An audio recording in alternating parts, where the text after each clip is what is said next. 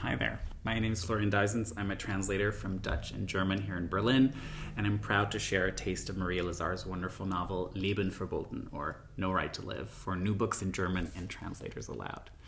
Though I'm tempted to give a full Dead Lady Show presentation about Maria Lazar, an entirely unjustly forgotten and neglected novelist and playwright, I'll stick to the wiki facts, keep it short. Born in Vienna, 1895, the youngest in a wealthy Jewish family with 8 kids. Early on, she mixed with the likes of Hermann Broch and Elias Canetti. Great painter Oskar Kokoschka even painted her as a teenager with a parrot, I believe. By 1933, of course, she was forced to flee into Danish exile, shacking up with Bertolt Brecht and Helene Weigel, no less. She worked to survive largely as a translator from Danish, Swedish, English, and French, publishing her novels under a pen name, Esther Grenen, and sometimes even pretending to have translated them, which I thought was a very smart trick. In 1939, she and her daughter fled to Sweden, where she wrote for Swiss and Swedish newspapers until she was diagnosed with a terminal bone disease and took her own life in 1948.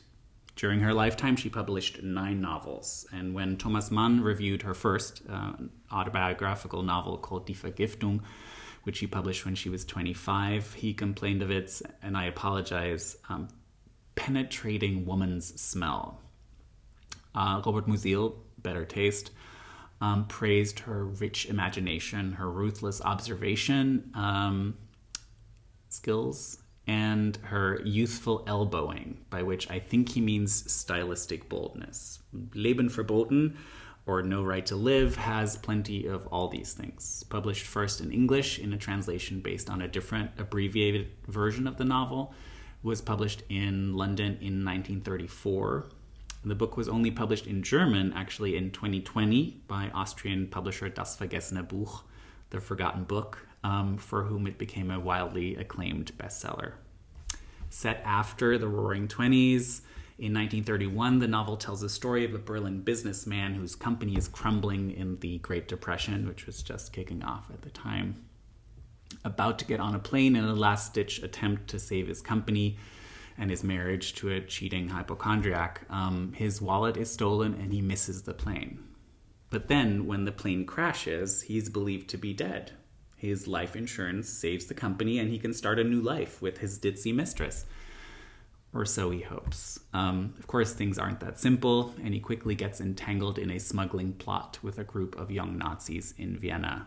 Things quickly go from horrible to worse. Now, whether you prefer your German modernist literature more like Irmgard Keun or Robert Musil or Hans Fallada, this book is still for you. A both wildly entertaining thriller and incisive satirical portrait of the bourgeoisie during the rise of National Socialism, Leben Verboten deserves an international readership. If you want to know more about Maria Lazar, check out the Austrian publisher's website at dvb-verlag, which is VERLAG .at. They also have 2 of her other books that they brought back into print. For foreign rights information, you can email the publisher, Albert Eibel, at EIBL, that's Eibel, at dvb-verlag, VERLAG.at. You can find me at Florian Duijsens on Twitter and Instagram. And you might as well check out The Dead Lady Show at deadladyshow.com or wherever you get your podcasts. I'll just read the first page and a half, if that's okay, of the book, just to give you a taste. We start off in the protagonist's head. Here we go. Get up, out of bed. It must be 6:30 already. No time for even a quick bath. Where are my socks? Where's my book bag? The tea's too hot. It's scalding my lips.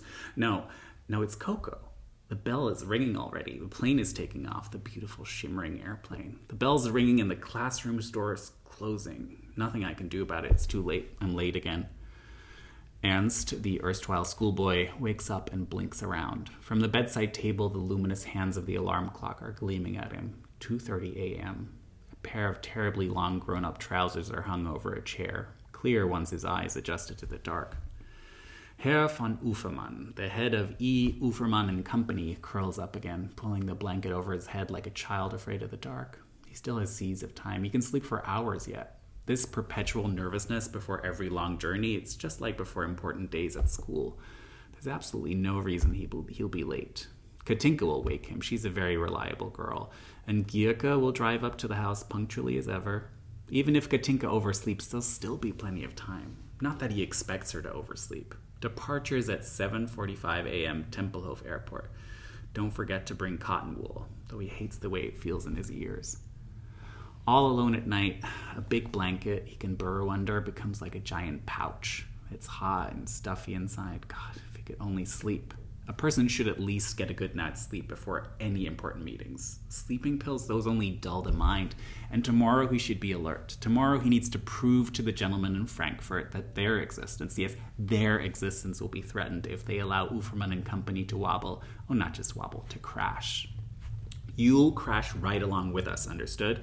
We don't need your pity, kindness, or charity. All we need is a little solidarity. The loan is ridiculously small. You don't seriously think that...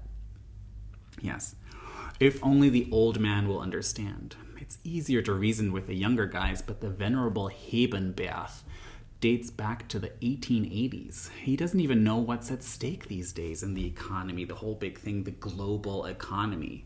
The old man may say there have always been liquidity problems and crises, but he's got no idea that the economy has transformed, grown colossal, and the crises have grown right along with it. Someone should tell him, sir, we're no longer living in 1887 or 88. It's 1931 if you haven't noticed. But he never listens. Be brave, my dear fellow, he just says, and then calmly sends you off to walk into a swamp. Be brave, my dear fellow, and drown. He's got a soft white beard, too, just like that principal who always patted him on the shoulder before his exams. Be brave. It'll be okay. Even if everything does go wrong, the company will survive. Paul says so, too, though Paul is firmly convinced that nothing can go entirely awry as long as he's around. In that respect, it's not bad having him as a partner. He projects confidence also towards the staff, and if things should go awry anyway, he'd just have to give up the villa, move into an apartment. Nowadays, that's no longer as embarrassing. So many people have had to, after all, though it'll be awful for Mama at her age. Plus, Irmgard was planning to go to Davos in the winter. He'd have to give up the car and let one of the girls go, maybe even both. Be a shame about Katinka.